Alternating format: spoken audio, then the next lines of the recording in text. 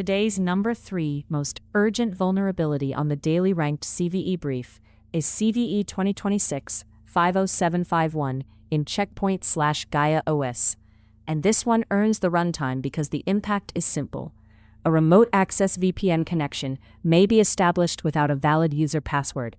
That is the kind of flaw defenders cannot treat as just another critical score on a dashboard. VPNs are designed to be the front door for trusted remote access. If authentication logic fails at that boundary, the risk moves from a single service to the path behind it. Our ranking combines real exploitation signal from CVE, probability signal from first EPSS, and severity from CVSS. This one is CVE listed, sits at a 9.3 critical CVSS score, and has an EPSS percentile of 0.99298. So the question for today is not whether this is interesting, it is whether your exposed VPN estate is already accounted for. CVE 2026-50751 is described by NVD as a logic flow weakness in remote access and mobile access certificate validation in deprecated IKEV1 key exchange. In plain English, the system is supposed to validate identity before allowing a remote access VPN connection. The flaw sits in the logic around certificate validation, and the result is an authentication bypass. The assigned weakness is CVE-2026, improper authentication. That category means the software does not correctly prove that a user or system is who it claims to be before granting access. Importantly, the description says an unauthenticated remote attacker can bypass user authentication and establish a remote access VPN connection without a valid user password. We are not going into exploit mechanics. The defensive takeaway is that the authentication decision itself cannot be trusted on affected deployments until the vendor fix or mitigation guidance is applied. Verdict: this is a critical, remotely reachable authentication bypass on a security boundary. The two CVSS signals that matter most are reachability and lack of prerequisites. The vector is network attack, low complexity, no privileges required, and no user interaction. That means the vulnerable condition is not limited to a local shell, an internal admin console, or a tricked user clicking something.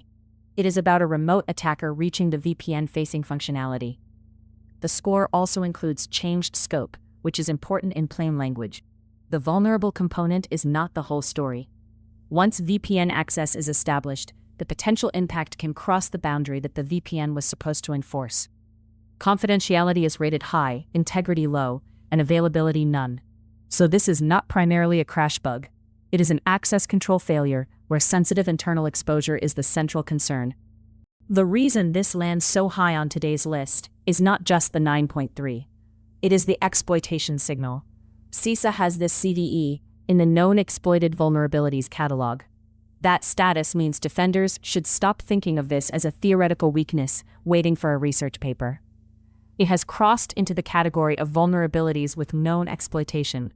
The EPSS percentile is also extremely high, at 0.99298, which places it near the top of observed likelihood signals compared with other vulnerabilities. For a VPN authentication bypass, that combination is serious. Remote access systems are exposed by design, often reachable from the public internet, and often trusted by internal routing and access policies. If an attacker can get a VPN session without a valid password, the next defender problem becomes visibility. What did that session touch? What identity was represented? And what internal resources became reachable? Conceptually, the path is straightforward, and that is what makes it dangerous. The exposed surface is remote access or mobile access VPN functionality using the deprecated IKEV1 key exchange context described in the advisory data. An attacker does not need an existing account password, elevated privilege, or a user on the inside to interact with that edge service. The weakness is in the logic flow of certificate validation.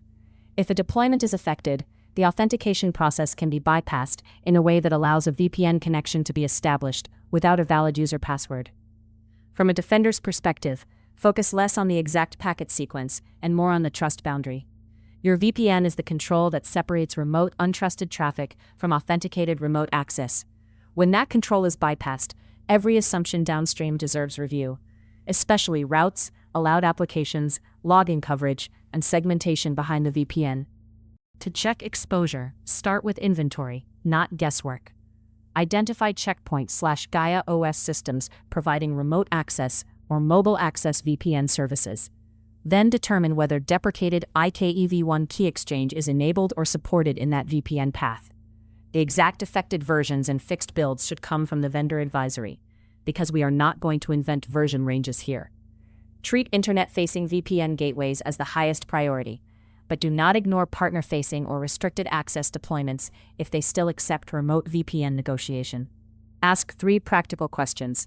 Which gateways terminate remote access VPN? Which of those support the deprecated IKEv1 path named in the description? And which have already received the vendor-recommended hotfix or update?